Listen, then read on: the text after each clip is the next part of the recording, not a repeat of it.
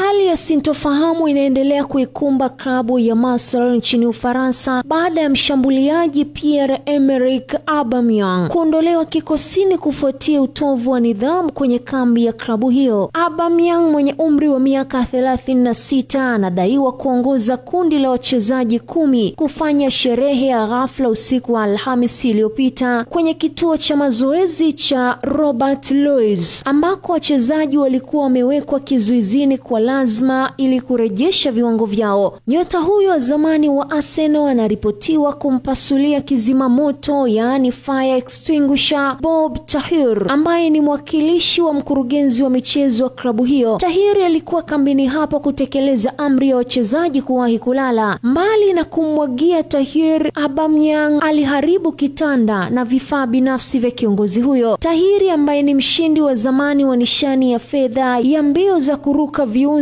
na maji duniani, aliripoti kitendo hicho kwa uongozi wa juu wa klabu kwa hasira. Ripoti kutoka Foot Mercato zinaeleza kuwa vyumba vya wachezaji vilitawaliwa na hali ya fujo na uchafu. Ingawa Aubameyang ameomba radhi akidai kuwa alikuwa anajaribu tu kuchangamsha mazingira, uongozi wa Marseille chini ya kocha Habib Beye umechukua hatua kali kwa kumuondoa mshambuliaji huyo kwenye kikosi kilichocheza Jumapili Mei 10, 2026. Kambi hiyo ya lazima iliamriwa na mabosi wa klabu kama majibu ya matokeo mabaya ya timu hiyo tangu kuondoka kwa kocha Roberto De Zerbi mwezi Februari aliyekwenda Tottenham.